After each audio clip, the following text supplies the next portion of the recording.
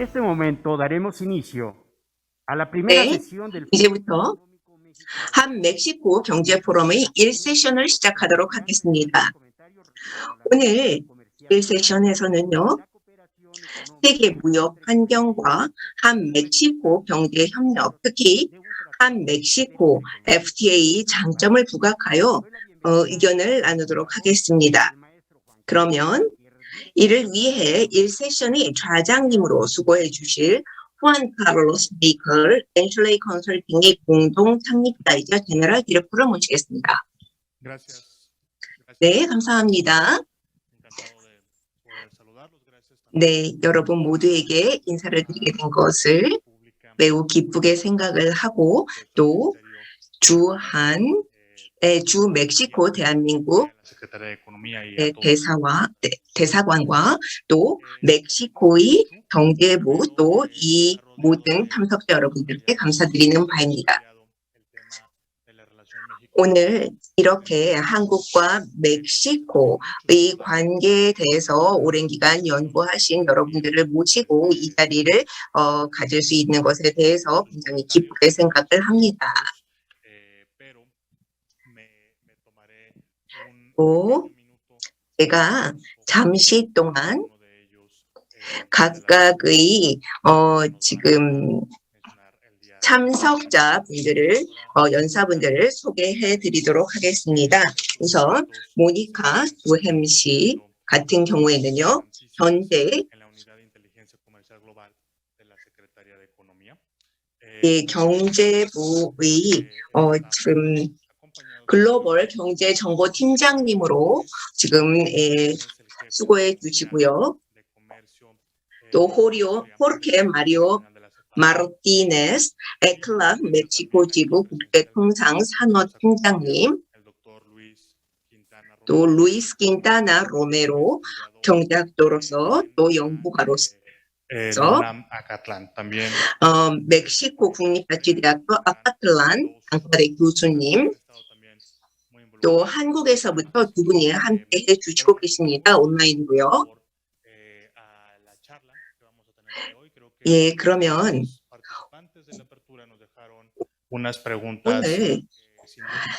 지금 개회사를 해주신 분들께서 저희에게 여러 가지 좀 질문을 던지셔 주셨습니다. 예, 한국과 멕시코의 가까운 그러한 관계는 사실 전혀 새로운 것이 아니죠. 그렇지만 지금 현재는 어떠한 저희가 지금 이 FTA와의 혜택을 받을 수 있는지, 그러한 장점이 무엇인지에 대해서 좀 말씀을 나눠보도록 하겠습니다. 예, 그러면 모니카 두햄 박사님 한마디 해주시겠습니까? 네, 우선 이 자리에 있게 된 지금 참석하게 된 것을 감사드립니다. 우선 제가 프레젠테이션이 있는데요. 이것을 공유해 주시는지요? 예, 우선 멕시코와 한국과의 관계에 대해서 좀 말씀을 드리도록 하겠습니다. 예, 어떻게 하면 전통적으로 유지되었던 우리 간의 관계, 양국 간의 관계를 보다 긴밀히 할 수 있는지에 대해서 다뤄보는 것이 굉장히 좀 흥미로울 것이라고 생각이 됩니다. 그리고 또 한국과 멕시코의 관계를 어떻게 하면 양국 간의 경제 성장을 위해서 보다 저희가 잘 활용할 수 있을지에 대해서 또 한번 짚어보도록 하겠습니다. 예, 사실 굉장히 다양한 기회가 있다고 생각이 되는데요. 예, 이러한 기회를 저희가 활용하기 위해서 일을 해 나가야 될 것입니다. 예, 저 같은 경우에는 경제부 경제정보팀장으로 일을 하고 있는데요. 예, 어떠한 일을 저희가 해야 되는지 한번 살펴보도록 하겠습니다. 예, 4개의 외국인 투자와 관련해서 주요 축이 있다고 생각이 듭니다. 외국인 투자 촉진 유치입니다. 저희 팀에서는요, 어떠한 각각의 지자체들이 이러한 투자를 유치하기 위한 조건을 갖추고 있는지에 대해서 저희가 파악을 하게 되고요. 그래서 좀 더 구체적으로 본다면 멕시코로 한국의 투자를 유치하기 위해서 어떠한 지금 저희가 조건을 적절한 조건을 가지고 있는지 보도록 하겠습니다. 그리고 이제 무역 촉진에 대한 부분입니다. 예, 한국의 시장으로 어떻게 하면 멕시코의 재화와 또 서비스를 진출시킬 수 있을 것인지에 대한 것이고요. 예, 이러한 것을 위해서는 멕시코 기업들이 한국의 시장 조건에 대해서 잘 파악을 하고 있어야 되겠죠. 어떤 부분에서 저희가 기회를 모색할 수 있는지를 찾아야 한다고 생각이 됩니다. 이를 위해서는 굉장히 많은 정보가 필요하게 될 텐데요. 경제부와 대한민국 멕시코 대사관을 통해서 이러한 정보를 얻으실 수 있을 것이라고 생각이 되고요. 어떻게 하면 저희가 한국의 시장으로 진입을 해서 보다 많은 그러한 기회를 창출해낼 수 있을 것인가를 볼 수 있을 것 같습니다. 그러면 또 세계 공급 체인 측면에서 또 봐야 할 텐데요. 예, 최근 몇 년 동안 이러한 세계 공급 체인의 역할이라든지 또 지금 당이 굉장히 많이 변화를 하였습니다. 그렇기 때문에 멕시코가 기업들이 한국에서 제조를 하고 또 한국 기업들이 멕시코에서 제조할 수 있는 그런 환경을 만들기 위해서 저희가 이러한 공급 체인에 참여를 해서 보다 협력을 해 나가야 할 것입니다. 또 의제 2030이라는 것에 대해서도 말씀을 드리고자 하는데요. 경제부에서는 지속 가능한 발전 의제 내에서 저희가 전략을 수립해서 예, 자, 이젠 거의 저희가 미래라고 할 수 없고 현실이라고 말씀을 드릴 수 있을 텐데요. 이러한 것을 저희가 통제해 나가고 있습니다. 그러면 외국인 직접 투자 유치를 위한 경제 정보에 대해서 좀 말씀을 드리도록 하겠습니다. 저희는 이를 위해서 굉장히 지금 각각이 굉장히 포인트를 잡는 그러한 정보 분석이 필요하다고 할 수 있는데요. 저희 팀에서는 지금 시 차원에서 어디에 위치를 하고 있고 또 어떠한 그러한 공급 체인으로서의 역할을 할 수 있는지에 대해서 특정 투자 분야에 대한 전문화와 공정 가능성에 대한 개별적인 분석을 하게 됩니다. 또한 어떠한 또 국가 차원의 인센티브와 시정부 차원의 인센티브를 제공할 수 있는지 또 각각의 우리 지역에서 어떠한 장점을 가지고 있는지 등에서도 우리가 정보를 제공을 하게 되고요. 또 시정부에서 보다 정확한 그리고 많은 정보에 기반하여서 의사결정을 할 수 있도록 각 주정부에 대해서 경제부가 이러한 정보를 제공하는 역할을 하게 됩니다. 그래서 멕시코와 한국 같은 경우에는 95년부터 지금 동일한 해죠. 세계무역기구의 회원국으로 가입을 하였습니다. 이를 통해서 저희가 서로 지금 이러한 세계 시장으로 진입하려는 노력을 하게 되었습니다. 그러면 지금 어디에 우리가 기회를 찾을 수 있는지에 대해서 좀 말씀을 드리도록 하겠습니다. 어떠한 저희가 일을 할 수 있는지 또 어떠한 일을 현재 진행하고 있는지에 대해서 말씀을 또 드리도록 하겠습니다. 한국이 대 멕시코 FTI에 대해서 말씀을 드리도록 하겠습니다. 최근 지금 한국의 FTA 규모는 약 7.8% 정도가 지금 죄송합니다. 78억 불에 지금 도달했고요. 그리고 지금 운송 장비 지금 또 보시면은요, 지금 전 세계적으로 봤을 때 지금 멕시코에 대한 한국 수출을 보실 수가 있는데요.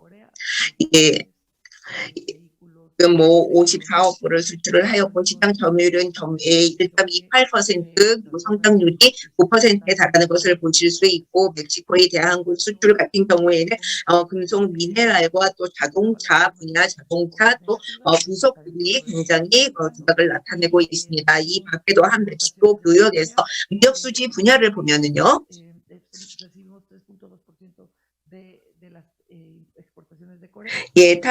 지금 성장률은 약 3.2%가 지금 멕시코로의 수입이 증가하고 있으며 멕시코의 공급자 순위는 15위에 차지를 하고 있습니다. 멕시코부터 수입하는 분야를 소개해 드리도록 하겠습니다. 이러한 공급 체인에 대해서 말을 하면서 저희가 중요하게 짚어야 할 것은 다변화라는 측면이 굉장히 중요하다라는 것입니다.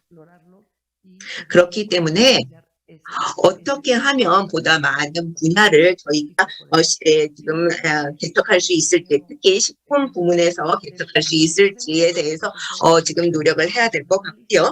또 한국과 멕시코 수출 잠재력에 대해서 한번 보도록 하겠습니다. 지금 저희가 어떻게 하면 멕시코에 대한 수출을 지금 멕시코의 수출을 증가시킬 수 있을 것인가를 지금 분석하면서 이거 다음과 같은 분야를 저희가 잠재력이 큰 분야라고 지금 생각을 하였고요. 또 멕시코에 지금 여기에서 보시면 랭크되어 있는 것을 보실 수 있는데요. HS 지금 6자리 코드를 또 보실 수가 있습니다. 그래서 어떤 제품이 지금 유망한 제품인지를 보실 수가 있고요. 이를 위해서 저희가 지금 새로운 이러한 현실에 입각해서 어떻게 하면 협력을 강화할 수 있을지에 대해서 대화를 나눠야 한다고 생각됩니다.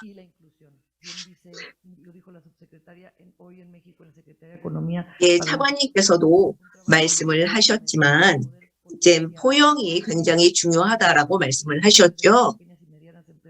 그렇기 때문에 영세 중소기업을 저희가 포용해서 어떻게 하면 이러한 한국으로의 수출에 같이 참여시킬 수 있을 것인가라는 것을 보다 연구를 해야 될 것 같습니다.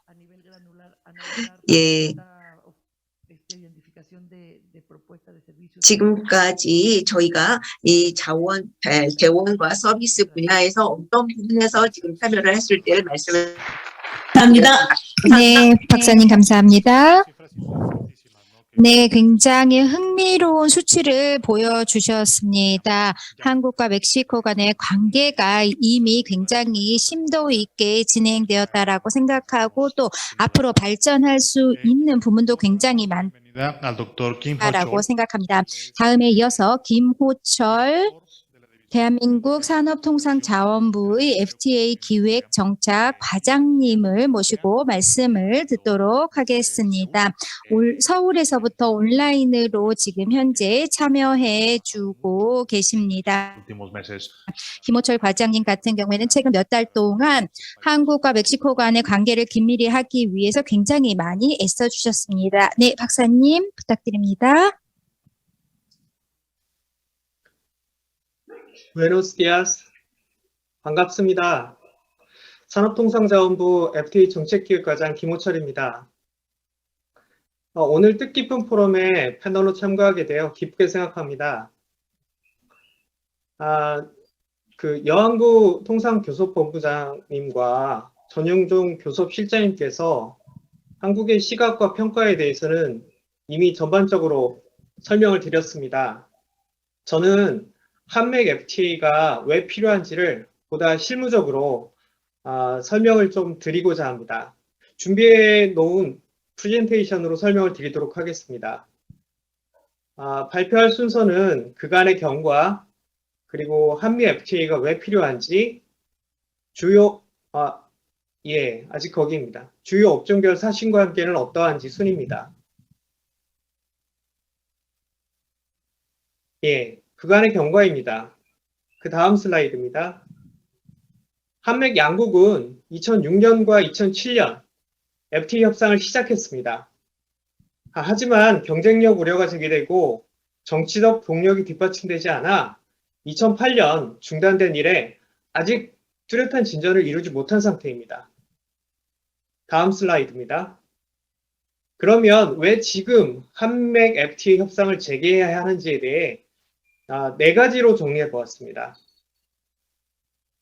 첫째, 데라모라 차관님도 말씀하셨고 저희 전윤종 실장님도 설명을 드렸다시피 한국과 멕시코는 무역 다변화를 위한 최적의 파트너입니다. 미중 갈등과 공급망 위기를 경험하면서 신뢰 가능한 교역 파트너를 확보하고 다변화할 필요성이 커졌습니다.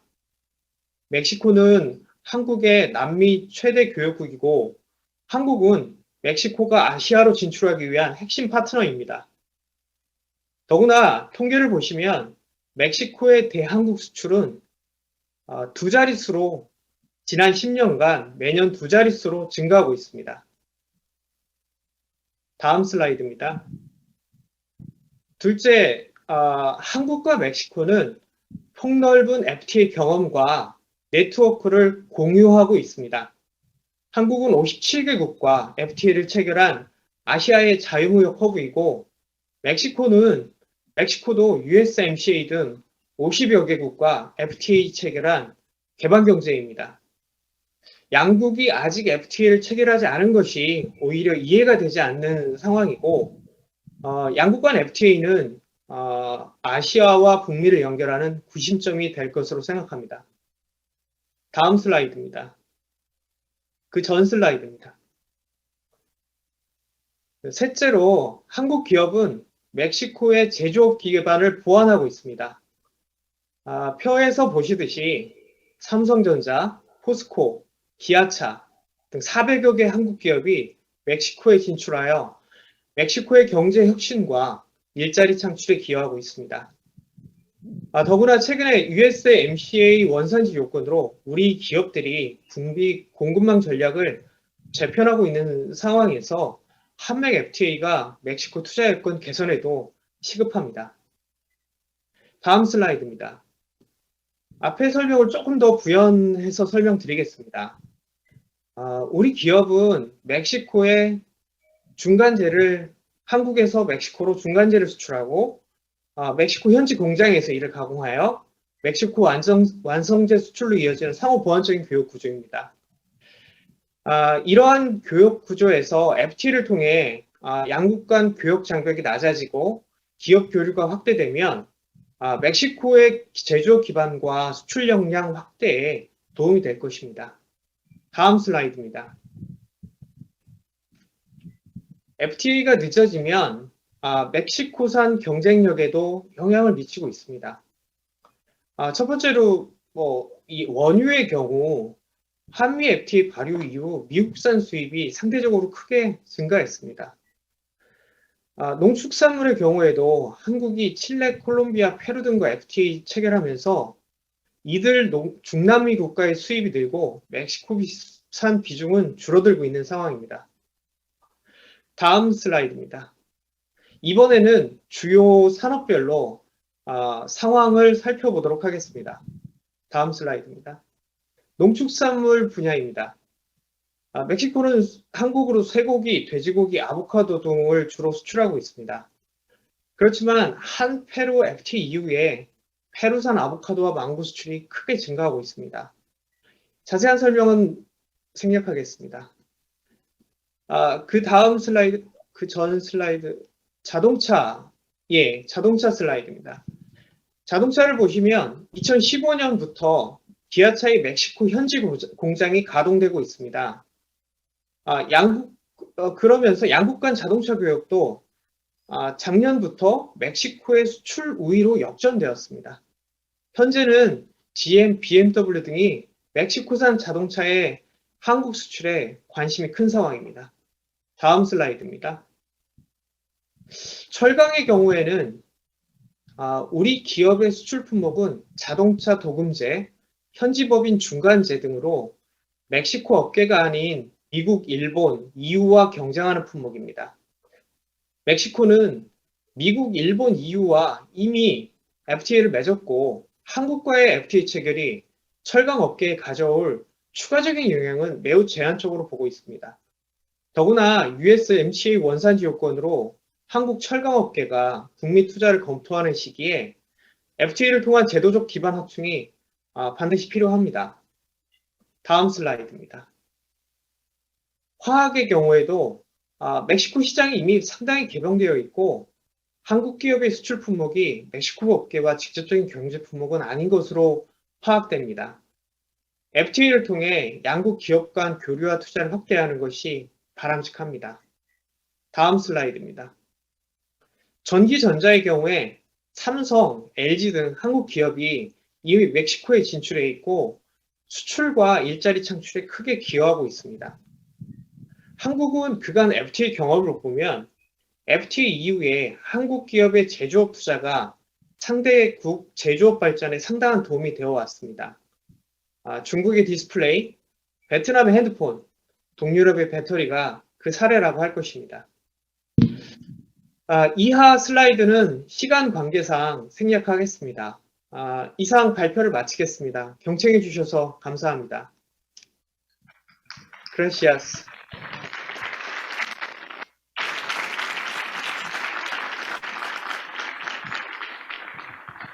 Muchas gracias, doctor. 네, 감사합니다, 박사님. 무엇보다도 시차를 고려했을 때 이렇게 직접 참여해 주신 것에 대해서 감사의 말씀을 드립니다. 굉장히 흥미로운 시각을 제시해 주셨습니다.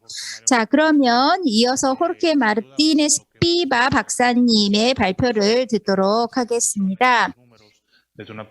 지금까지 수치와 그 정보적인 측면에서의 시각을 들어볼 수 있었는데요. 지금부터는 중남미 카리브 경제위원회의 시각을 조금 들어보도록 하겠습니다. 김 박사님께서도 말씀하셨다시피 이제 조금 더 광범위한 시각을 들어볼 수 있을 것이다라고 생각합니다. 중남미 측면에서의 좀 더 광범위한 시각이죠. 네, 감사합니다. 우선 지금 주 멕시코 한국 대사관 또 대사님들 그리고 또 꼼제 측에 또 주최 측에 감사를 하면서 제 발표를 시작하고자 합니다. 예, 사실 이런 마이크로한 그러한 시점보다는 미시적인 시점보다는 보다 광범위한 시각에서 말씀을 드리고자 하는데요. 예, 한국과 멕시코는 각각의 지역에서 리더 국가들입니다.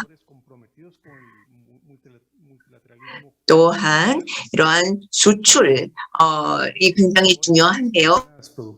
왜냐하면 다자주의에 입각한 그러한 통상을 저희가 추구하고 있기 때문이고요. 그렇기 때문에 각국의 그러한 지금 기능 또는 을 저희가 정의해야 될 역할을 재정해야 될 필요가 있다고 생각이 되고요. 그리고 누가 우리의 제품을 수리하는지 어떻게 수리하는지도 저희가 다시 한번 짚어봐야 된다고 생각이 됩니다. 이런 측면에서 한국과 멕시코의 FTA를 지금 논의하는 것은 다시 한번 어떻게 하면 국제시장으로 저희가 편입을 할 수 있을 것인지 진입할 수 있을 것인지 그리고 또 이런 관계를 저희가 보다 긴밀하게 하기 위해서 굉장히 중요하다고 생각이 됩니다. 네, 제가 굉장히 자세히 심도 깊게 짚어보지는 않겠지만, 예, 전 세계적으로 지금 통상이 어떠한 식으로 움직이는지에 대해서도 한번 살펴보도록 하겠습니다. 예, 지금 여러분들께서 보시면은요, 4개의 테마를 제가 오늘 다룰 예정인데요. 예, 빠르게 좀 지나가도록 하겠습니다. 예, 그래서 제가 첫 번째와 네 번째보다 지금 집중해서 다루도록 하겠습니다. 예, 코로나 코비드-19 바이러스의 국제 통상에 대해서 좀 말씀을 드리고자 합니다. 예, 양국은 굉장히 개방된 국가이고 또 수출 국가이고 통상이 성장의 동력으로 작용하는 국가들입니다. 양국이 굉장히 비슷한 점이 많죠. 또 한국과 멕시코는 전 세계적인 글로벌 지금 공급 체인에서 굉장히 중요한 역할을 하는 국가들이라는 것입니다. 바로 그렇기 때문에 예, 통상 다자주의의 수호자로서의 역할을 하고 있습니다. 그럼 이거는 지금 보여드리는 것은요, 라틴 아메리카의 상황이었습니다. 2020년에는 120년 만에 라틴 아메리카 역사상 최악의 경기 위축을 경험하였습니다. 그렇지만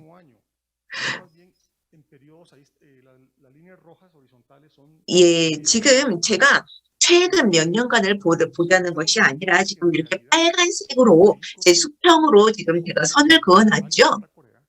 그런 것을 좀 봤으면 좋겠습니다.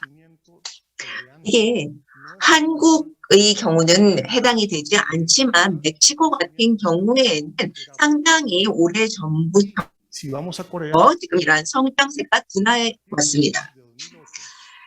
예, 그리고 2008년부터 저희가 경제 위기를 겪은 이후 세계 경제는 급속하게 다시 성장세를 보이지는 않았습니다. 예, 양국은 무엇을 해야 하는지 멕시코와 한국 간에 지금 공통적인 관심사라고 할 수가 있는데요. 어떻게 하면 다시 이러한 경제 회복을 할 수 있을 것인가라는 것을 한번 생각해 봐야 할 시점이라고 생각이 듭니다. 성장 엔진을 가동되게 해야 되기 때문이죠. 그럼 빨간 선을 보시면은요. 이것이 통상이고요. 그리고 지금 파란색은 GDP 성장률입니다. 예, 보통 지금 이러한 통상이라는 것은 이러한 GDP를 이끌어가는 그러한 엔진의 역할을 합니다. 한국과 멕시코가 지금 공동으로 지금 겪고 있는 문제가 있기 때문에 이러한 한국과 지금 멕시코가 FTA를 통해서 이러한 문제를 해결할 수 있을 것이라고 생각이 되는데요. 예, 우선 첫 번째 무역이 위축되고 있다라는 것이고요. 그리고 또 디지털 서비스를 강화할 필요가 있다라는 것입니다. 그리고 글로벌 가치 사슬을 재배치할 필요가 있다라는 것이죠. 그리고 한국과 멕시코의 FTA는 고용 창출 또 이러한 지금 생산 체인의 이러한 지금 변화, 투자의 역할을 재정립해야 되는 그러한 시점에서 지금 언급이 되고 있는 것이고요. 그렇기 때문에 예, FTA는 새로운 그러한 세대를 지금 저희에게 맞이하게 해주실 것입니다. 4세대, 5세대, 6세대가 아니라 정말 첨단 세대를 맞이하게 해줄 것이라는 것이죠. 그러면 지금 제가 몇몇 다음 슬라이드는 넘어가도록 하겠습니다. 예, 저는 이제 도전 과제와 기회에 대해서 좀 말씀을 드리고자 하는데요.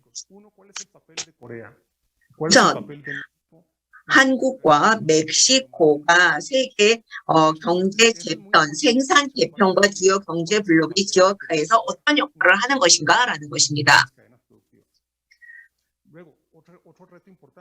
그리고 또 다른 중요한 도전 과제는 어떻게 하면 한국과 멕시코가 무역과 투자를 심화시키고 다각화할 것인가라는 것이죠. 지금까지 우리가 했던 것을 지속하는 것이 아니라 새로운 것을 시도해야 합니다. 이러한 것이 또 지금 현재 세계에서 일어나고 있는 것과 밀접한 관계가 있고요. 세계는 사실 예전과 같은 그러한 세계화가 점점 더 둔화되고 있습니다. 그리고 또 지금 탈탄소화, 경제의 탈탄소화를 저희가 진행하면서 지금 많은 변화가 일어나고 있고요. 또 멕시코는 또 지금 북미뿐만이 아니라 지금 전 중남미, 전 미주, 그리고 또 한국은 아시아와 멕시코에 굉장히 전략적인 역할을 할 수가 있습니다. 예, 그렇기 때문에 저희 FTA를 체결을 한다라는 것은 양국이 가지고 있는 그러한 통상 다자주의에 입각하여서 정치적인 비전을 제시하는 것이라고 생각이 되고요.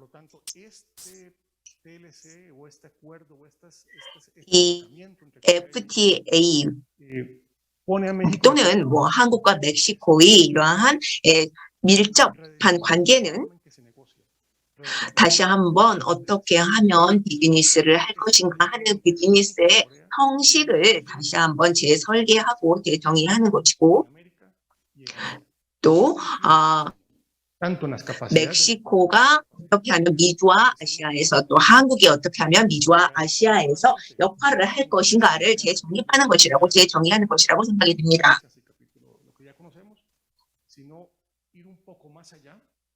그리고 우리가 이미 알고 있던 그러한 역할뿐만이 아니라 조금 더 나아가서 보다 혁신적인 그러한 역할을 FTA가 해낼 것인가라는 것을 저희가 생각해 봐야 된다라는 것이죠.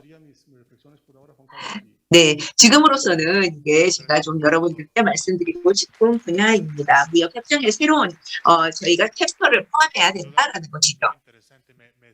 네, 굉장히 흥미롭고 점점 이제 발표가 재밌어진다라고 생각합니다. 저희가 이제 대화의 규모가 점점 늘어나고 있다라고 생각합니다. 미시적인 관점에서 시작해서 수치를 넘어서고, 또 지금 이제는 이러한 양국 간의 관계가 어떠한 전략적인 관계, 전략적인 플랫폼으로 확대되는지에 대해서 저희가 이야기하고 있습니다. 자, 그러면 다음 서울에서 정재호 고대의 미래성장연구소의 연구 교수님을 모셔보도록 하겠습니다. 저희에게 영상을 통해서 발표를 해 주시겠습니다.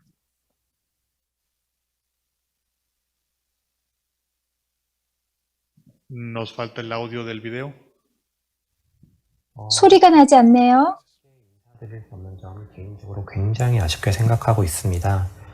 멕시코 현지에서 직접 연구자분들을 만나 한국과 멕시코의 관계 발전에 관해 직접 논의하고 토의하는 시간을 가졌으면 더 좋았을 것 같은데요.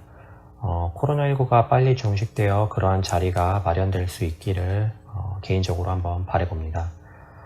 그리고 발표에 앞서 본 포럼을 준비하시고 저에게 발표 기회를 주신 모든 관계자분들께 진심으로 감사의 말씀드립니다.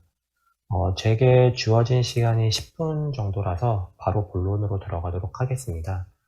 그리고 한 가지, 제가 지금 카메라 위치랑 제가 가지고 있는 화면, PPT 화면 위치랑 조금 다릅니다. 그래서 초점이 살짝 안 맞더라도 양해 부탁드립니다. 그럼 바로 발표 진행하도록 하겠습니다. 먼저 첫 번째 페이지입니다.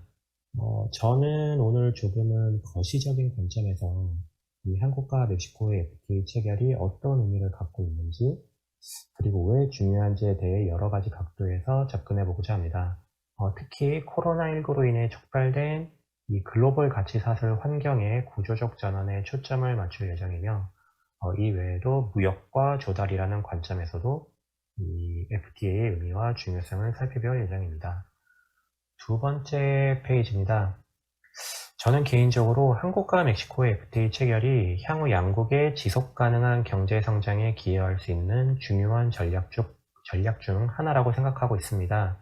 그리고 그 이유에 대해서는 오늘 여러 가지 내용에 대한 발표를 통해서 말씀드리고자 합니다. 먼저 작년 4분기부터 올해 3분기까지 양국의 전분기 대비 GDP 성장률을 나타낸 첫 번째 그림을 보도록 하겠습니다. 보시는 바와 같이 한국과 멕시코의 GDP 성장률은 감소 추세를 기록하고 있습니다. 특히 올해 2분기에는 한국과 멕시코의 GDP 성장률이 OECD 국가 평균 수준에도 미치지 못하는 것을 알 수 있습니다. 이에 대한 여러 가지 해석이 가능하겠지만 코로나19가 2019년 12월에 발생하였고 이제 2년이 다 되어간다는 점을 고려해 본다면 한국과 멕시코는 새로운 성장 동력을 발굴하거나 좀 더 효과적인 전략 마련이 필요한 상황이라고도 볼 수 있을 것 같습니다. 이에 이어 관련하여 양국은 두 번째 그림과 같은 경제 정책 방향을 제시하였는데요. 한국의 경우 올해 6월 대통령 주재 확대 경제 장관 회의를 통해 올해 하반기 경제 정책 방향을 발표하였고, 멕시코의 경우 올 1월 경제부 장관이 멕시코 경제 재활성화 계획이라는 것을 발표한 바 있습니다. 각각에 대해서 좀 더 자세히 살펴보도록 하겠습니다. 네, 세 번째 페이지입니다. 먼저 한국의 경제 정책 방향에 대해 간략히 말씀드리겠습니다. 한국의 경우 향후 경제 정책 방향의 목표를 크게 두 가지로 설정하였는데요. 첫 번째 표에서 보듯 첫째는 완전한 경제 회복이며 둘째는 선도형 경제로의 구조 대전환입니다. 이 중 첫 번째 목표는 크게 세 가지 정책으로, 두 번째 목표는 크게 두 가지 정책으로 구성이 되는데요. FTA와 관련하여 제가 주목하는 정책은 첫 번째 정책인 더 빠르고 강한 회복입니다. 제가 PPT를 만드는 과정에서 이 부분은 잘못 표기를 했는데요. 두 번째 정책인 민생 경제의 신속한 회복이 아닌 더 빠르고 강한 회복이 오늘 말씀드리고자 하는 부분입니다. 이 더 빠르고 강한 회복이라는 정책은 총 6개의 세부 정책 방향으로 구성이 되는데요. 그중 하나가 수출 6천억 불 돌파를 위한 총력 지원 체제 구축이며, 이는 두 번째 표에서 보시는 바와 같이 수출 호조세 지원 및 국제 협력 등을 통한 수출 저변 확대라는 두 가지로 다시 구성됩니다. 한국 정부는 이 부분을 통해 FTA와 같은 국제적 관점에서의 전략이 한국의 완전한 경제 회복에 기여할 수 있다고 강조하고 있습니다.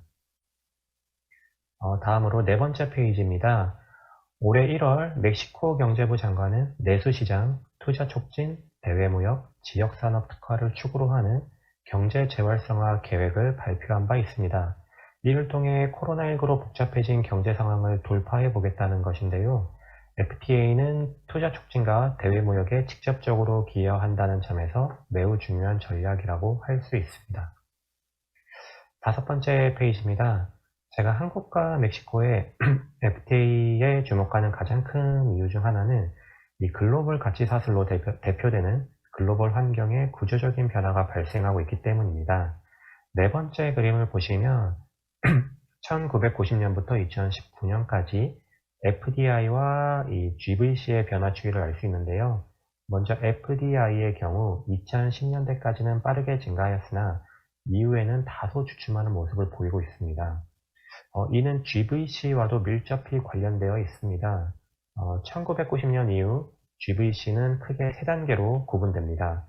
첫째는 1990년대부터 2010년까지 GVC가 빠르게 확장하던 GVC 성장기이고, 둘째는 2011년부터 2019년까지 성장이 다소 둔화된 GVC 정체기입니다. 그리고 코로나19와 4차 산업혁명의 발달, 미국과 중국의 무역 갈등, 보호무역주의의 어떤 글로벌 차원에서의 도래 등으로 인해 현재는 GVC의 구조적인 전환이 이루어지고 있고 또 그렇게 전망되고 있습니다. 다음으로 6번째 페이지입니다. 앞서 말씀드린 GVC 전환기의 특징을 한마디로 요약하자면 저는 안정성이라고 생각합니다. 과거에는 비용 감축 등을 통한 효율성만이 GVC의 최우선 가치로 작용하는 경우가 많았습니다. 이에 많은 기업들이 중국으로 진출했던 것인데요. 코로나19로 인해 이와 같은 GVC 전략이 얼마나 위험한 것인지 우리 모두는 깨닫게 되었습니다. 예를 들어 한국에서는 최근 디젤 차량에 들어가는 요소수가 매우 부족한 문제에 직면해 있는데요. 이는 요소수 원료의 98%를 중국에 의존하고 있기 때문입니다. 따라서 향후 GVC에서는 이 효율성만큼이나 안정성이 중요하게 여겨질 것이며 이에 6번째 그림과 같은 특징으로 나타날 수 있습니다.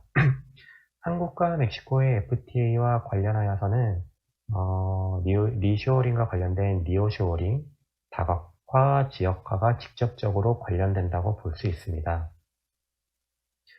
또 7번째 그림에서 보시는 바와 같이 한국과 멕시코는 GVC에 참여하는 정도가 높은 편입니다. GVC 참여도라는 것이 엄밀히 정의하자면 조금 복잡할 수 있습니다. 하지만 이제 쉽게 말하면 이 총 수출 대비 중간재 무역의 활용 정도라고 보시면 되는데요. 정확한 정의는 PPT 14페이지에 적어두었으니 참고 부탁드리겠습니다. 여기서 제가 말씀드리고 싶은 부분은 한국과 멕시코는 GVC 참여도가 높은 수준이기 때문에 향후 GVC의 구조적 전환에 대해 주목하고 이에 대한 적절한 대응책을 마련할 필요가 있다는 점입니다. 7번째 페이지입니다. 저는 한국과 멕시코의 FTA 체결에 미국 또한 매우 중요한 역할을 한다고 보고 있습니다. 8번째 그림과 같이 올해 2월 바이든 미국 대통령은 행정명령을 통해 반도체, 배터리, 히토류, 의약품에 관한 공급망 취약점 점검을 지시하였고 올해 6월 그 결과를 발표하였습니다. 우리가 주목할 부분은 이 미국이 공급망을 자국의 안보와 연결지었다는 점과 동맹국의 역할을 강조하고 있는 부분입니다. 따라서 어느 때보다도 한국은 미국의 공급망 재편 전략에 관심을 기울일 수밖에 없습니다. 물론 이 부분은 단순하다기보다는 어떤 고차원적인 방정식과 같습니다. 이는 미중 갈등, 한국과 중국의 관계, 인도태평양 지역에서 벌어지고 있는 패권 다툼 등과 관련되어 있기 때문에 오늘 이 자리에서 제가 쉽게 한국은 반드시 이렇게 해야 한다라고 말씀드릴 수는 없습니다. 하지만 그 어느 때보다도 한국이 이 공급망을 편성하는 데 있어 미주 대륙에 관심을 가져야 하는 시기이고 이에 한국과 멕시코는 FTA 체결을 통해 양측이 원하는 바를 달성할 수 있을 것이라 생각합니다. 이는 멕시코가 미국과 USMCA로 얽혀있기 때문인데요. 사실 한국 입장에서는 미국의 높은 노동비용 등을 감당하기가 현실적으로 어려운 상황입니다. 따라서 미국과 국경을 접하고 있는 멕시코는 미국 중심의 GVC 재편 전략에 대응할 수 있는 하나의 방법이 될 수 있다는 점에서 또한 멕시코는 이런 한국의 수요를 통해 멕시코 내 직접 투자를 추가로 유치할 수 있다는 점에서 상호간 이득을 얻을 수 있다고 생각합니다. 시간이 거의 다 됐는데요. 조금만 더 진행을 하겠습니다. 8번째 페이지입니다. 이 그림은 1995년부터 2020년까지 한국이 멕시코에 직접 투자를 시행한 규모를 산업별로 나타내는 것인데요. 크게 두 가지 특징을 우리가 발견할 수 있습니다. 첫째, 2010년 이후 한국의 대멕시코 직접 투자 금액은 꾸준히 증가하였습니다. 하지만 2015년을 기점으로 다시 감소하고 있습니다. 이를 통해 멕시코는 한국의 추가적인 직접 투자를 유치할 수 있는 전략이 필요한 상황이며 FTA는 이를 해결할 수 있는 직접적인 해결책이 될 수 있습니다. 둘째로 2015년을 보면 제조업 분야에 있어 FDI가 매우 크게 증가한 것을 알 수 있는데요. 이는 2014년 8월 한국 기아 자동차의 멕시코 공장 투자 확정과 관련이 있습니다. 사실 과거부터 양국의 FTA 협상 중 큰 걸림돌 중 하나가 바로 한국 자동차 산업의 멕시코 현지 투자 이슈였는데요. 우리는 이 그림을 통해 현재는 그 이슈가 사라졌음을 알 수 있습니다. 9번째 페이지입니다. 무역 관계를 간단히 살펴보면 한국은 멕시코의 무역 수지 흑자를 지속적으로 기록하고 있습니다. 다만 2018년을 기점으로 하여 한국의 대멕시코 수출은 크게 감소하고 있는 반면 한국의 대멕시코 수입은 크게 증가하고 있습니다. 따라서 2020년 기준으로 양국의 무역 수지 차이는 크게 감소한 상황입니다. 지금과 같은 추세를 고려해 볼 때 FTA는 양국의 무역 수지 격차를 줄임으로써 좀 더 지속 가능한 관계를 구축하는 데 기여할 수 있다고 생각합니다. 그 근거 중 하나는 양국의 수출 품목에서 찾을 수 있는데요. 한국은 제조업이 수출에서 큰 비중을 차지하는 한편 멕시코의 경우 농수산품과 광업이 큰 비중을 차지하고 있습니다. 최근 들어 원자재 확보의 중요성이 더욱 강조되고 있고 한국 국민들이 아보카도나 레몬, 돼지고기, 소고기 등 기본 세율이 높으며 멕시코가 수출 경쟁력을 갖고 있는 품목에 대해 높은 수요를 가지고 있다는 점을 고려해 볼 때, 그리고 한국이 향후 직접 투자를 통해 멕시코 현지에 진출할 경우 멕시코는 한국에서 수입되는 중간재를 통해 자국에서 부가가치를 추가적으로 생산할 수 있다는 점에서 FTA는 긍정적으로 작용할 가능성이 높습니다. 10번째 페이지입니다. 한국과 멕시코의 무역관계를 총 16개의 카테고리로 분류한 것이고요. 11번째 페이지입니다. 이는 16개의 카테고리를 분류하는 기준을 나타내는 자료입니다. 12번째 페이지입니다. 마지막으로 조달 관점에서 FTA의 의미를 말씀드리겠습니다.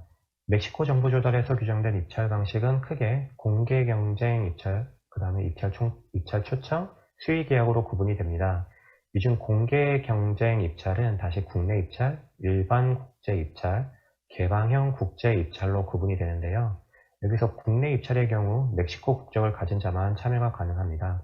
따라서 한국 기업의 입장에서는 일반 국제 입찰과 개방형 국제 입찰에 관심을 갖게 되는데, 일반 국제 입찰의 경우 내국인 또는 멕시코와 정부 조달 관련 조항을 포함한 FTA를 체결한 국가의 외국인만 참여가 가능합니다. 개방형 국제 입찰의 경우 외국인도 가능하나 멕시코 국내 업체에 여러 가지 특혜를 부여하고 있다는 점에서 FTA를 체결하지 않고 있는 국가의 기업이 정부 조달 사업에 참여하기가 현실적으로 쉽지 않은 상황입니다. 따라서 FTA 체결을 통해 일반 국제 입찰에 한국 기업이 참여할 수 있는 환경을 조성할 수 있는 것도 저는 FTA가 갖는 추가적인 의미라고 생각하고 있습니다. 13페이지입니다.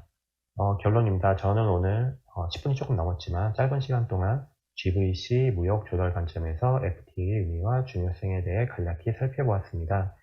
간략히 말해 FTA는 변화하고 있는 글로벌 환경 속에서 한국과 멕시코가 상호 윈윈 할 수 있는 전략이 될 수 있습니다. 물론 FTA를 통해 양국의 모든 산업을 만족시킬 수는 없습니다. 이는 전 세계에서 체결된 모든 FTA를 보더라도 그렇습니다. 다만 국가적 관점에서 볼 때 양국의 FTA는 분명 긍정적인 방향으로 작용할 가능성이 높고, 이에 향후 FTA의 성공적인 체결을 위해 보다 많은 연구와 노력이 이루어지기를 개인적으로 바라봅니다. 그리고 14페이지 2로는 한국과 멕시코의 무역 관계를 GVC 관점에서 분석한 자료를 부록으로 올려두었습니다. 시간 관계상 설명은 드릴 수 없지만 관심 있으신 분들은 한번 참고해 보시기 바라며, 궁금하신 내용은 토론이나 질문 시간을 통해 또는 첫 페이지에 나와 있는 제 메일 주소로 문의해 주시면 감사하겠습니다. 그럼 발표를 마치겠습니다. 감사합니다.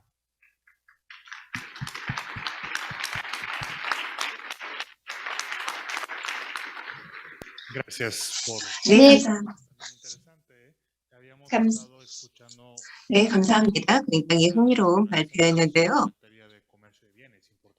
네, 지금 이젠 대화의 통상에 대해서 말씀을 또 들었고, 또 멕시코와 한국 간이 향후 관계, 미래의 관계에 대해서도 언급을 해주셨습니다. 그리고 또 지금 정부 조달에 대한 부분도 언급을 해주셨고요. 이게 굉장히 좀 중요한 테마이죠.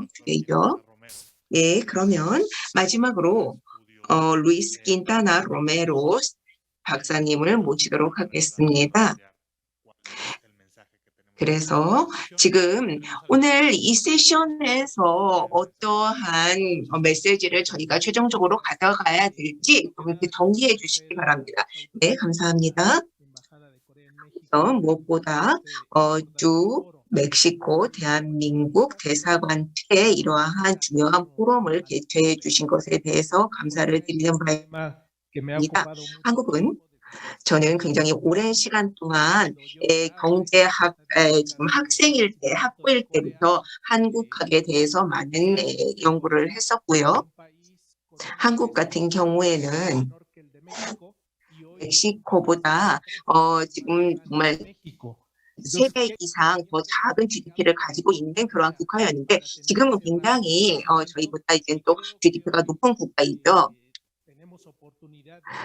오늘 우리는 한국이 어떠한 것을 통해서 이러한 발전을 이룰 수 있었는지를 배울 수 있는 기회라고 생각이 듭니다.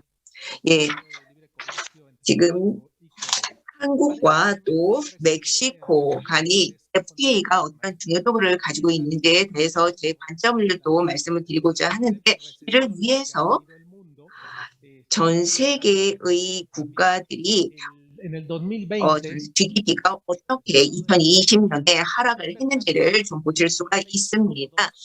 코비드-19의 영향으로 그렇게 지금 약 6.2% 정도 하락을 했는데요. 이는 2009년 이때 지금에 저희가 봤던 그런 경제 하락보다 거의 2배 이상 지금 그러한 하락을 겪은 것이고요. 그리고 전 세계 국가들이 모두 영향을 받았다라는 것입니다. 그렇기 때문에 이러한 상황에서 보다 강건한 그러한 경제적인 체력을 갖춰서 여기에서 회복할 것인가라는 것이 각국의 관심사가 되고 있습니다. 그러면 또 멕시코 내부 경제에 대해서도 한번 살펴보도록 하겠습니다. 예, 그래서 저희 대학에서는 제가 지금 조정을 하고 있는 그러한 내수 경제에 대한 그러한 지금 저희가 이제 관측소 같은 것을 운영을 하고 있는데요. 지금 100%라고 하는 것은요. 지금 이제 팬데믹 이전에 저희가 예상했던 그런 예상치를 보여주고 있습니다. 그래서 지금 저희가 만약에 지금 2년 동안 빠른 회복이 있을 경우에 지금 약 24년도에 약 3.6%의 성장을 기록하며 예전에 지금 팬데믹 이전의 전망치에 근사한 수치까지 저희가 성장할 수 있을 것이라고 생각을 하고 있습니다. 그래서 그렇지만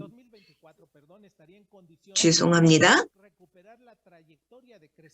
지금 저희가 이러한 성장이 지금 어느 정도 빠르게 이루어진다면 2024년 정도에는 저희가 성장세를 회복할 것이라고 예상을 하고 있는 것이죠.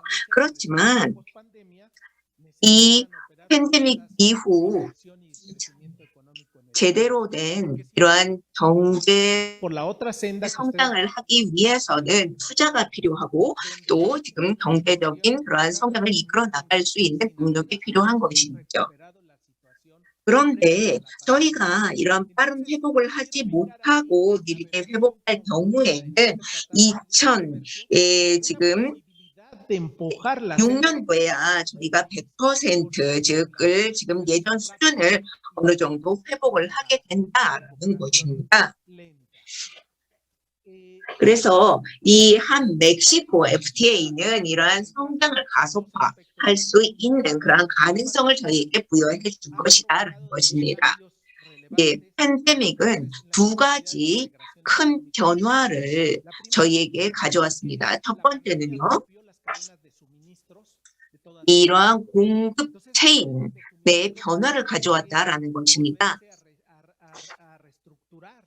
그렇기 때문에 이러한 것을 저희가 재구조할 필요가 있다라는 것이고요. 이런 개편을 해야 된다는 것이죠. 그리고 두 번째는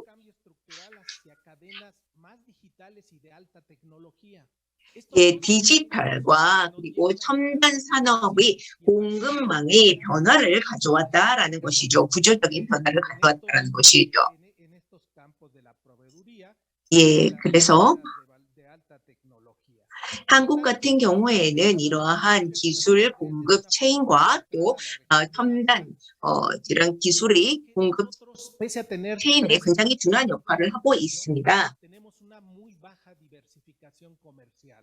지금 또 여기에서 지금 통상 분야를 보면은요, 굉장히 우리나라의 통상이 다변화되지 못했다라는 것을 보실 수 있습니다. 다른 라틴 아메리카 국가들과 비교했을 때 멕시코의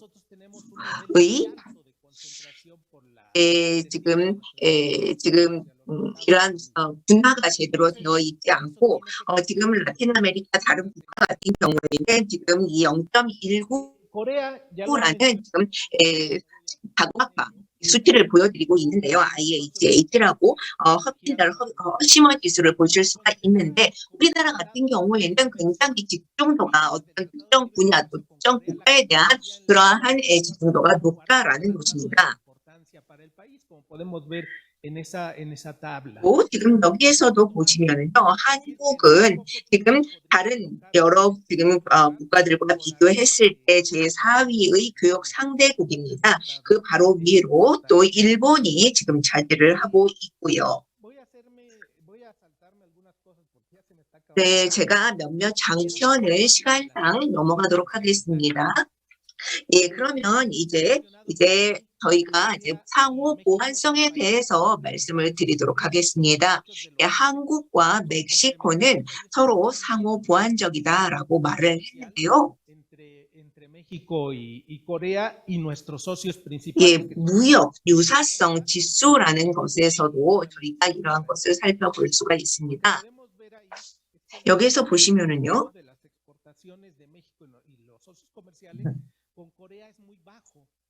멕시코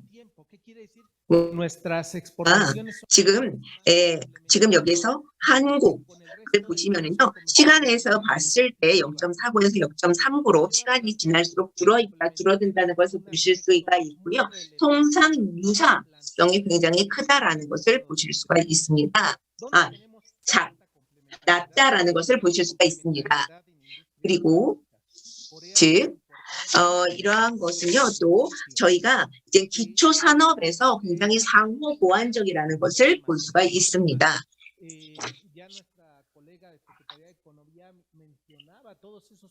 지금 경제부의 저희 동료께서도 여기에 대해서 말씀을 하셨는데요.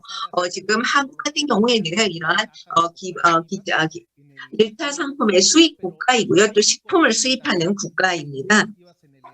또 지금 한국 같은 경우에는요, 지금 또 멕시코 같은 경우에 중공업과 첨단 기술이 굉장히 발달되어 있는 반면에 멕시코는 조립과 중위 또 고위 수준의 조립 및 프로세싱 능력을 가지고 있습니다. 또 지금 이러한 상호 보완적인 그런 측면을 라틴 아메리카와 또 한국 간에서 한번 살펴보도록 하겠습니다. 1960 지금 여기에서 지금 라틴 아메리카에 대한 기회를 봅니다. 한국에서 지금 수입을 하는 것이죠. 그러면 여기에서 몇 개의 제품이 지금 실질적인 남자 무역이나 보면은 1962개의 제품이 있고요. 그리고 지금 현재 이러한 저희가 상호 보완성을 얼마나 활용을 하고 있는가를 보면 36%만을 활용하고 있습니다.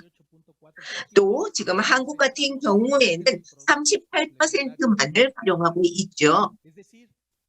즉 다시 말해서 한국과 멕시코의 FTA 같은 경우가 지금 이러한 지금 저희의 상호 보완성을 충분히 이용하여서 이러한 잠재력을 더 활용할 수 있는 기회를 만들어준다라는 것입니다. 그러면 이제 최종적인 그런 결론을 말씀을 드리도록 하겠습니다. 멕시코가 80년대부터 체결하기 시작한 무역 협정은 지속적인 경제 성장을 가져오지 못했고요. 코로나 바이러스 팬데믹 상황은 현 멕시코의 통상 모델의 취약성을 드러냈다고 할 수 있습니다. 그래서 높은 대미 의존도로 인해서 많은 타격을 받았고요. 통상 정책 재조정이 필요한데 매력적인 시장 중 한 곳이 바로 한국이라는 것이죠. 한 멕시코는 통상 분야에서 높은 상호 보완성을 가지고 있고 양국의 통상 관계는 지속적으로 강화되었기 때문에 양국 간 FTA는 우리나라의 통상 관계의 다변화뿐만이 아니라 외부 영향으로 인한 취약성을 감소시켜 줄 수 있다라는 것입니다. 대단히 감사합니다. Gracias, 네, 감사합니다. Quintana, por esa intervención. 네, 킨타나 박사님 발표 감사합니다. Tiempo para hacer algunas preguntas. 네, 저희가 Q&A 세션을 지금 진행할 시간이 있는 것 같습니다. Privilegio que a veces 저는 그 좌장으로서 abierta a quien decida. 오픈 그 열린 질문을 여러분 모두에게 드리도록 하겠습니다. 저희가 논의한 모든 것을 보았을 때 한국과 멕시코 간의 역사적인 관계를 비추어 보았을 때 한 멕시코 FTA나 그와 다른 어떤 메커니즘을 갖는 것은 너무나 당연한 일이다라고 생각합니다. 그렇지만 그럼에도 불구하고 최근 20년 동안 이것을 이루지 못했습니다. 왜 이것이 이루어지지 않았다라고 생각하시는지요? 왜냐하면 Trump. 저희가 더 급한 다른 어떤 미국과의 어떤 급한 그러한 어젠다를 해결해야지만 됐기 때문입니까? 아니면은 내부적인 어떤 정책이 우선순위가 있었기 때문입니까? 그 이유는 무엇일까요?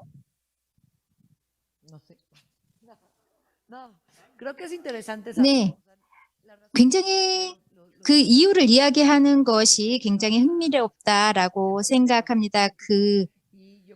정치적인 이유도 있을 수 있다라고 생각하는데요. 무엇보다 정치적인 이유가 있었다라고 생각하고 또 다른 정치적으로 우선순위를 두었던 것이 있었다라고 생각합니다. 지금 현재는 우리에게 기회가 되는 것뿐만 아니라 이러한 관계를 맺는 것이 너무나 당연하다라고 생각합니다. 그리고 저희가 본 정보만 보아도 상호 보완적이고요. 어떠한 그 경쟁적인 우위가 있습니다. 그렇기 때문에 이러한 파트너십을 저희가 바로 시작해야지 된다라고 생각합니다. 그렇기 때문에 지금까지 하지 않았다면 상호 협력이 주는 혜택이 너무나 당연하기 때문에 저희가 바로 이제 그 길을 시작해야 된다라고 생각합니다.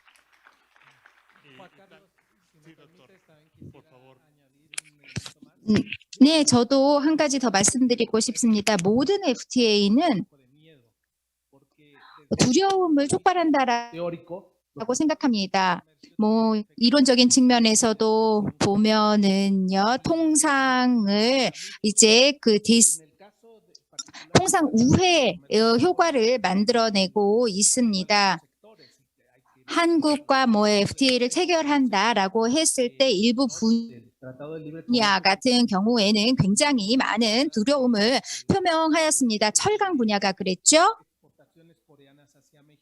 한국의 철강 제품들이 멕시코로 들어오면 멕시코 제품들이 경쟁력을 상실할 것이다 라는 그러한 이야기들이 있었습니다. 그렇지만 한국이 멕시코로 수출하는 제품은 멕시코 철강 기업들이 생산하는 그러한 제품들과 경쟁하는 제품들이 아닙니다. 그렇기 때문에 실질적인 FTA의 성과에 대해서 이야기를 하는 것이 중요하다라고 생각합니다. 지금 현재 우리는 굉장히 세밀한 연구 경과를 통해서 각 부문별로 우위가 무엇이고 효과가 무엇인지를 볼 수 있습니다. 그렇기 때문에 이전에 어쩌면 그 뭐 칠레나 콜롬비아 같은 경우에는 한국과 이미 FTA를 체결하지 않았습니까? 그리고 한국과의 이러한 FTA의 그 성과가 굉장히 좋았습니다. 이러한 경험으로만 보더라도 우리의 협상을 통해서 어떠한 부문의 로비로 인해서 그 장애의 역할을 했던 문제들을 저희가 해결해 나갈 수 있을 것이다라고 생각합니다. 네, 최근 몇 년 동안 한국뿐만 아니라 멕시코는 멕시코와 조금 더 유사한 다른 국가들 una reunión, 과 그 협상을 하였습니다. 뭐 트랜스패시픽과 관련해서 예를 들자면 베트남과도 협상을 했고요. 그리고 또 한국과도 이제 했죠.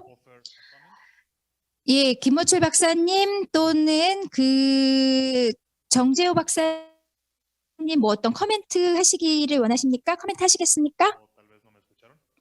아니면 제 말씀 들으셨습니까? 예, 안녕하세요. 잘 들리시나요? 네, 그러면 제가, 김호철 박사님에 앞서서, 질문에 간략하게 답변을 드리도록 하겠습니다. 모든 FTA가 그러듯이 사실 모든 산업을 만족하는 협상을 이끌어내기가 어려운, 현실인데요. 그래서 한국과 멕시코가 과거부터 FTA 협상을 했지만, 여기서도 특정 산업 분야에서 FTA를 조금은 거부하고 반대하는 움직임이 좀 있었기 때문이라고 저는 생각하고 있습니다. 앞서서 잠시 나왔던 분야이긴 하지만 저도 대표적으로 이제 자동차와 철강 분야를 좀 생각을 하고 있고요. 하지만 이제 글로벌 환경 자체도 변했고 또 2018년 이후로 실제 무역 통계를 보면은 그 한국의 대멕시코 자동차 산업 수출은 감소를 하고 있는데 또 한국의 대멕시코 자동차 산업 관련 수입은 또 크게 증가를 하고 있습니다.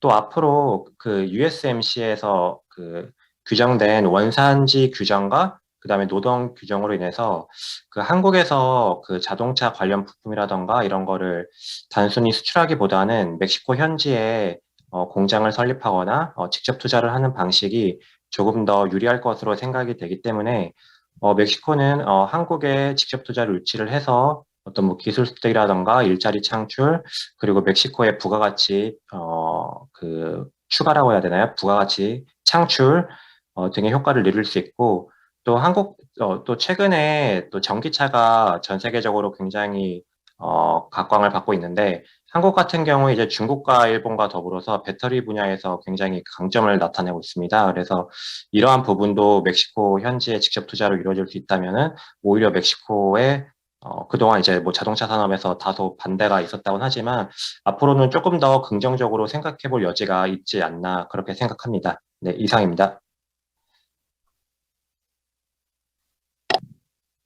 Gracias, doctor. Dr. Kim, 네, 감사합니다. 네, 김호철 박사님 말씀하시겠습니까? 베이커 박사님, 감사합니다. 발언 기회 주셔서. 저는 2005년부터 한국의 동시다발적 FTA부터 계속 경험을 해왔었습니다.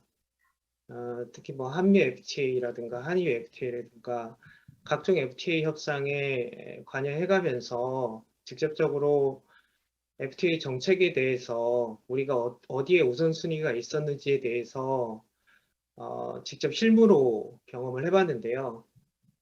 복잡한 이야기는 다 지우고 그냥 간단하게 제 느낌을 이야기를 하면 FTA로서 파트너, 특히 FTA 친구가 되기 위해서는 통상 리더의 관심이 가장 중요했습니다.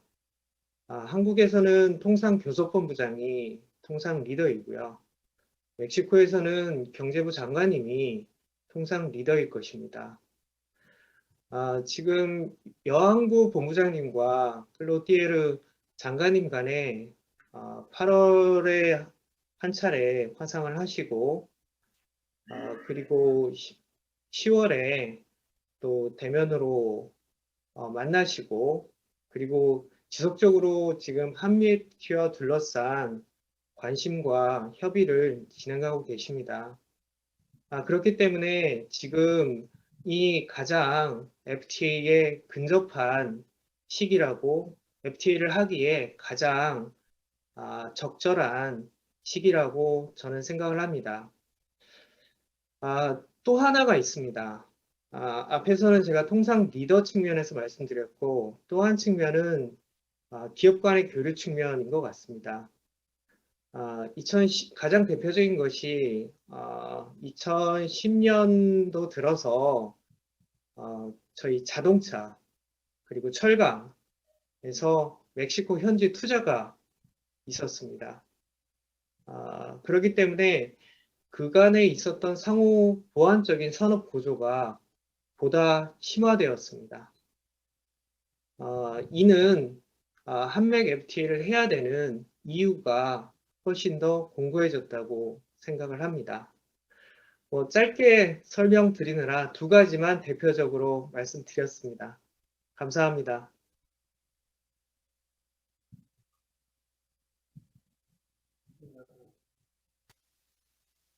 Gracias, director Kim.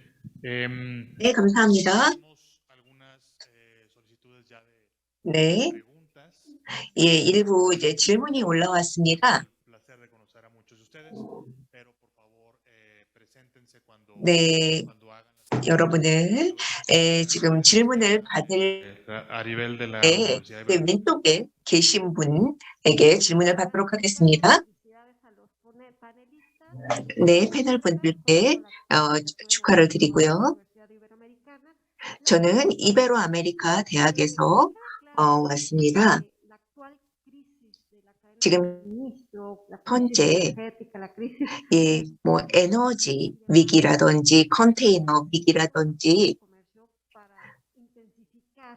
하는 그러한 굉장히 많은 위기가 있는데 지금 제가 좀 질문을 드리고 싶은 것은요. 어떻게 여러분들께서는 보시는지 한국과 멕시코가 어떤 분야에서 통합할 수 있을 것이라고 보는지 좀 알고 싶습니다. 왜냐하면 한국 같은 경우에는 굉장히 많은 그 칩이죠. 저희 특적회로를 생산을 하고 또 개발을 하는 그런 반도체 생산국이죠. 그렇기 때문에 이러한 측면, 즉 여러 상호조환적인 측면에서 어떻게 하면 보다 통합을 또 공급망에 저희가 편입을 할 수 있을지에 대해서 좀 알고 싶습니다. 그리고 저희가 2개씩 질문을 받아서 그 이후에 한꺼번에 답변을 드리는 방식을 취하도록 하겠습니다. 네, 아브라엔 아라키라고 합니다. 저는 모니카 박사님께 질문을 하고 싶습니다.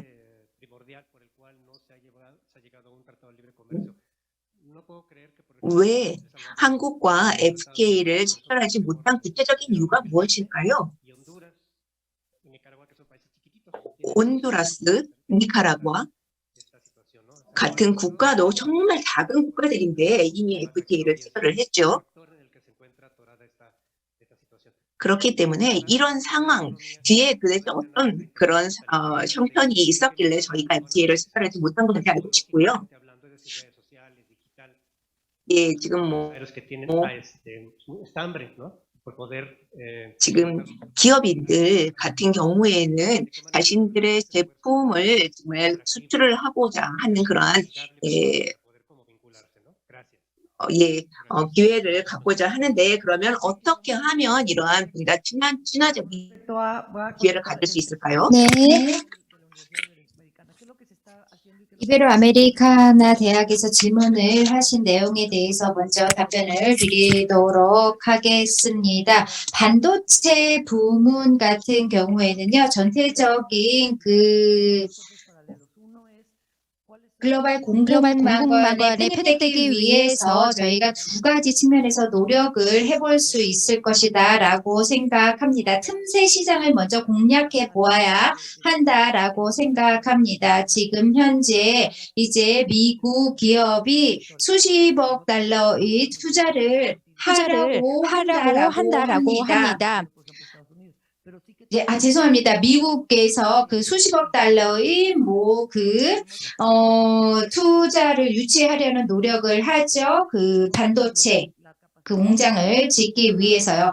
저희가 그러한 거대한 금액은 없지만 기술적인 역량은 갖추고 있다라고 생각합니다. 어떠한 부분에 대해서 저희가 기회가 있는지를 저희가 잘 모색해 보아야지 된다라고 생각합니다. 글로벌 가치 체인 내에서 한국과 어디에서 협력할 수 있는지, 어떤 부분에서 한국과 또 멕시코가 각각 우위를 가지고 있는지 잘 저희가 파악을 하고, 그리고 또 틈새 시장이 어디에 있는지를 잘 파악해 보아야지 된다라고 생각합니다. 이러한 측면에서 저희가 공급망의 각각의 사슬을 잘 분석해 보아야지 된다라고 생각합니다. 저희가 바로 경제부 내에서 그러한 업무를 진행하고 있습니다. 포용과 관련해서요. 그리고 또 수출 진흥과 관련해서 영세 기업 그리고 중소기업들이 이제 수출을 할 수 있도록 도와주기 위해서 저희가 디지털 플랫폼을 활용하고 있습니다. 멕시코 기업들이 본인들의 그 상품들을 선보일 수 있는 이러한 디지털 플랫폼이 지금 준비되어 있다라는 것입니다. 플랫폼에 활용하기 위해서는요, 가입을 하여만 합니다. 이러한 디지털 플랫폼에 가입을 해서 본인들이 어떠한 제품들을 수출할 수 있는지 등록을 하고, 또 간단한 그 분석 절차를 통해서 세계 시장에 편입할 수 있다라는 것입니다. 이제 수출할 수 있는 준비가 되어 있지 않은 기업들과 관련해서는요, 저희가 그러한 기업들의 역량을 분석해서 어떠한 부문을 보완해야지 되는지에 대해서 분석을 하고, 또한 역량 개발을, 역량 강화를 하기 위해서 도움을 주고 있습니다. 지금 현재 할랄 음식을 이제 두바이 등 중동 지역에 수출하기 위해서 저희가 역량 강화 사업을 하고 있습니다. 동일한 저희가 사업을 한국과도 할 수가 있는 것이죠. 네. 제가 볼 때는 두 개의 멕시코와 한국이 보다 긴밀한 관계를 맺기 위해 두 가지 방법이 있다고 봅니다. 첫 번째는요, 전통적인 방법이죠. 그래서 무역 협정을 계속적으로 진행을 하는 것입니다. 예를 들어서 지금 관세에 대한 그러한 협상을 하고, 또 어떤 쿼터를 가져갈 것인지에 대한 협상을 하고 하는 것이죠. 그리고 두 번째, 보다 현대적인 방법은요. 사실 지금 FTA에는 포함이 되어 있지 않은 것이지만 저는 이것이 포함되어야 된다고 생각을 합니다. 굉장히 많은 것이 있는데 그중에서 제가 일부만 언급을 하다 보니까 빠지는 것이 있을 수도 있는데요. 우선 현대적인 그러한 공급 체인이 지금 제대로 기능을 하기 위해서는 굉장히 중요한 것이라고 생각이 되는데, 여러 지역에서 지금 생산 체인을 만들어서 서로 연계해야 된다는 것이죠. 또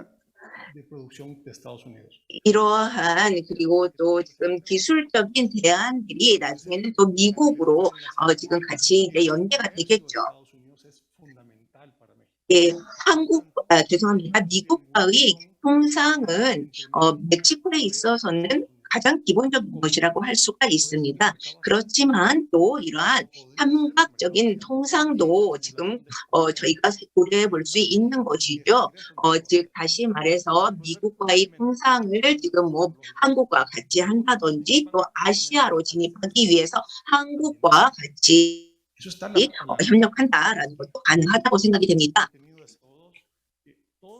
또 지금 뭐 여러 가지를 저희가 지금 언급해 볼 수 있을 것인데 뭐 환경 표준이라든지 그리고 뭐 이산화탄소 지금 이산화탄소를 하기 위한 그러한 뭐 제품에서의 이산화탄소 발자국이라든지 또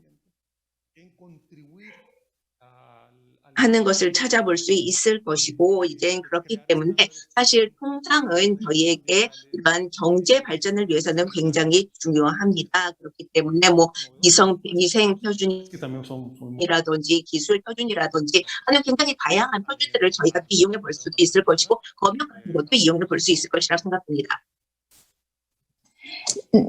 네, 서울에 계신 분들께서는 또 하실 말씀이 있으신지요? 네, 제가 먼저 한 가지 답변을 드리도록 하겠습니다. 한국과 멕시코의 어느 분야에서 이제 통합이 이루어질 수 있는지에 대해서 질문을 해주셨는데, 저는 통합이 이루어질 수 있는 분야는 많다고 생각합니다. 대표적으로 뭐 자동차가 있을 수 있겠고, 또 보건의료 쪽이 있을 것 같은데, 좀 더 구체적인 그런 뭐 통합 전략이라든가 이런 거는 뭐 개인적으로 이제 추가 연구를 통해서 한번 발굴해보고 싶은 부분이고요. 제가 말씀드리고 싶은 부분은 많은 부분에서 통합이 이루어질 수 있다고 생각을 하는데 이러한 통합이 이루어질 수 있게 정부 차원에서든 어떤 정책적인 지원이라던가 노력이 필요하다고 생각을 하고 그 대표적인 예가 FTA라고 생각을 합니다. 사실 우리가 이번 세션을 통해서 글로벌 가치 사슬에 대해서 거의 모든 연사분들께서 언급을 하시고 또 FDI의 중요성에 대해서도 저희가 모두 공감을 했는데 이 FDI라는 거는 사실 뭐 주식 같은 투자랑은 다르게 한번 결정을 하고 나중에 이제 잘 안 되거나 했을 때 회수하기가 좀 어렵습니다. 다시 말하면 그렇게 크게 유연하지 못한 것이라고 저희가 볼 수가 있는데요. 그래서 사실 제 개인적인 생각으로는 지금 한국 같은 경우에 그 어느 때보다도 좀 미주 지역에 관심이 좀 많은 상황이기 때문에 FTA 추진 등을 통해서 그러한 직접 투자가 유연하지 못한 직접 투자가 조금 더 이루어질 수 있게 그런 환경이 조성되었으면 하는 개인적인 바람을 말씀드려 봅니다. 네, 이상입니다.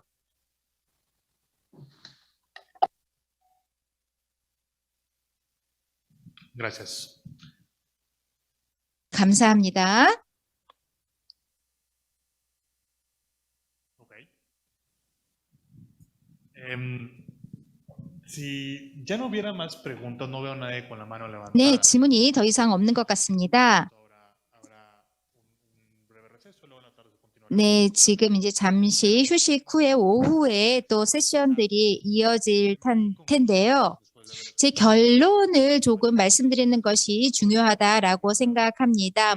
Me parece que la conclusión que 제가 좀 이러한 결론에 오류가 있을 수도 있겠죠. 그렇지만 한국과 멕시코과의 협력은 통상 분야뿐만 아니라 전략적인 측면에서도 굉장히 중요하다라고 생각합니다. 그리고 또 realizando de manera individual. 양국 간에 지금 개인적으로 또 독립적으로 실행하고 있는 광범위한 활동들이 서로 보완될 수도 있습니다. 그리고 또 이렇게 오늘 대두된 필요성 외에도 FTA는 그 자체로서 독립적으로 그냥 만들어지는 것은 아니다라고 생각합니다. 즉 굉장히 많은 연구가 뒷받침되어야지 되지요. 15년, 20년 전만 해도 지금 저희가 가지고 있는 뭐 통계 자료 그리고 각 기업들의 이러한 경험은 없었습니다. se tiene que también 그렇지만 저희가 지금 이러한 자료를 모두 가지고 있는 상태입니다. 더불어 굉장히 많은 노력을 양국 정부가 기울여야지 된다라고 생각합니다. 오늘 저희 개회사에서도 개회식에서도 들었지만 양국 정부의 las personas 지원이 이미 기울여지고 있다라고 생각하고 또 이해 관계자들도 굉장히 폭넓다라고 생각합니다. 물론 어떤 부분은 더 많은 관심이 있고 또 누구는 더 적겠지만 이러한 이해 관계자들의 일이 폭넓게 insisto, es mi 있다라고 생각하기 때문에 양국의 관계가 긴밀하게 될 것이다라고 생각합니다. 그렇기 때문에 제 개인적으로 이제 이것이 필요하다라고 생각하고요. 다시 한번 오늘 연사분들께 Seúl también agradecer 감사의 말씀을 드립니다. 특히 늦은 시간인데 서울에서부터 참여해 주신 두 분 박사님께도 감사의 말씀을 드리고 싶습니다. a la Secretaría de Economía, 경제부 관계자 그리고 한국의 산업통상자원부 por supuesto, 그리고 주 멕시코 대한민국 대사관 그리고 콤세 관계자 여러분 모두에게 감사 말씀드립니다. 감사합니다. 네. 다시 한번 제1세션에 참석해 주신 모든 분들께 감사를 드리는 바입니다. 예, 그러면 이어서